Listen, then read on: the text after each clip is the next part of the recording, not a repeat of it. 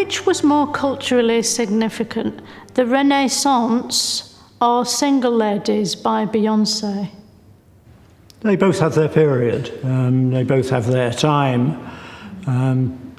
Beyoncé I'm rather fond of, but what the Renaissance was trying to do was to reform culture as a whole. And whatever Beyoncé does, I don't think she's quite got that ambition. So what, the work of a few straight white men just blows Beyoncé out of the water? Is that what you're saying, on camera? Understanding art and culture can be difficult. Whether it's trying to understand the rich history of an item, or perhaps delving into its cultural significance, or just simply wondering why it exists. So whatever the reason may be, it wouldn't really be ideal to go all the way out to museums around the world to learn about these things. And staying at home would be nicer. And so a great place that houses all of these museums in one is Google's Arts and Culture website. Google Arts and Culture was launched by Google back in 2011 as an online platform that allows users to explore collections, exhibits from museums, and cultural institutions from around the world. The platform features high-resolution images of artworks, historical artifacts, and other cultural treasures. The idea for Google Arts and Culture began back in 2010 when Google partnered with the Google Cultural Institute to digitize the collections of several major museums and make them accessible to users online. And over time, the project expanded to include thousands of institutions and millions of different items. Today, Google Arts and Culture partners with over 2,000 institutions from over 80 countries to digitize their collections and make them more accessible to people around the world. The platform features virtual tours, interactive exhibits, and educational resources that allow users to explore the world's most significant cultural sites and discover new artworks and artists. Google Arts and Culture has also partnered with various experts, scholars, and curators to develop new exhibits and resources that explore various cultural topics in depth. For example, there are exhibits on the history of African American music, the art and culture of the ancient Mayan civilization, and the life work of famous artists like Vincent van Gogh, Leonardo da Vinci, and many more.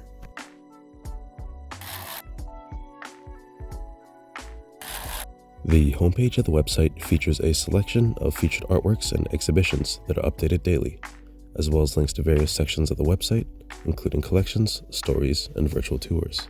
The collections section features a vast array of high-resolution images and information about artworks and cultural artifacts from various museums and cultural institutions. The themes section of the website features a selection of curated collections based on specific themes, such as women in art, manga, or Indigenous America. Users can also browse collections based on specific genres or topics, such as music, literature, or fashion. The experiment section features a selection of interactive and experimental projects developed by Google Arts and Culture in collaboration with artists and cultural institutions. These projects can range from virtual reality experiences to machine learning-based art projects. Users can also browse works by over 15,000 artists across the centuries, from well-known figures to lesser-known emerging artists alike. Users can also explore artworks and cultural pieces by the medium as well, such as oil, paintings, metal, ink, clay, and many more. This digital collection also enables the user to search through the system by artistic movements across time as well. Users can view artworks related to historic events such as World War II, the Civil Rights Movement, the Apollo program, and many more. Users can also explore artworks related to historical figures such as world leaders of today, all the way back to biblical figures from the before Christ era. And lastly, users can browse artworks and cultural artifacts related to specific places as well. Here is one example of how this digital collection can present information to its viewers. From the homepage's top picks section, we see that a featured topic is about Uchiwa fans. And from clicking this, we are given insight as to how they are made, as well as their history. And here is another example of how a user could navigate their way through this digital collection to find what they are looking for. From the art movement section, we can choose a style from popularity, alphabetical order, or from their time period. Let us click on the Renaissance for an example. We can see how it would give a summary of the art movement, and below we can see what is a trending piece that other users have been looking at.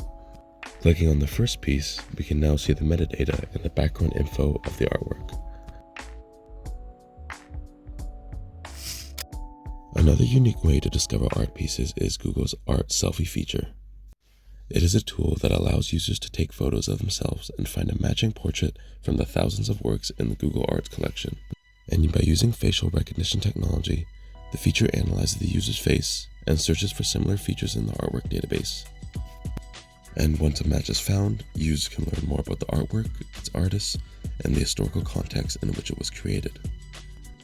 So it seems that no matter what you are looking for, whether it be from the virtual museums, one of the wonders of the world, modern art, cultures around the globe, or even pandas, Google Arts and Culture has it. And even though I would like to go through all the features in the website, I think that would force me to make a 30-minute video, which I am much too lazy to do. So I highly recommend taking the time to explore the website if you have the time to do so. When it comes to the topic of digital preservation, I think that it certainly remains bright, and Google Arts and Culture is certainly at the forefront of this movement. Digital preservation offers numerous benefits, such as allowing people to explore and experience cultural heritage sites and artifacts that may not be accessible in person, providing researchers and scholars with unprecedented access to cultural data, and contributing to the long-term preservation of physical sites and artifacts that would otherwise be lost to time, war, or natural disasters. And as technology continues to advance, so do the tools and techniques available for digital preservation. Google Arts and Culture has partnered with Iconim, a French startup company specializing in digital archaeology and the preservation of endangered cultural heritage sites. The company produces 3D models of these sites to allow people to explore these sites virtually, even if they are physically inaccessible due to war, conflict, or any other challenges. Using cutting-edge techniques such as drones and photogrammetry, Iconim has worked on projects such as the 3D modeling of the ancient Assyrian city of Palmyra, which had been damaged by ISIS. They had also worked on the model of a mosque in Damascus, Syria. So the future preservation of landmarks will certainly be quite the experience to keep watch over. Another company with a similar goal is CIARC, and Google has partnered with them in order to make digital documentation of cultural heritage sites more widely accessible through Google's platforms. CIARC is currently working on many projects, but you can go to the Google site directly and see what they've already worked on, notably a lot of temples from around the world.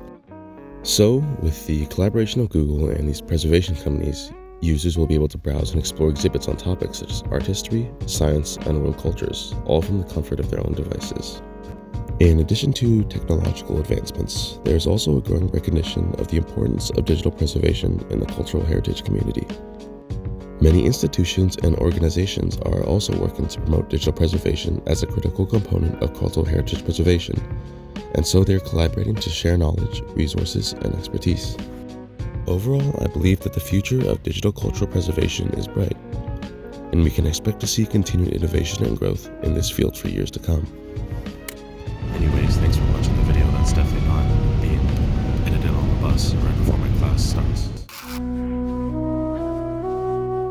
The Egyptians believed the most significant thing you could do in your life was die.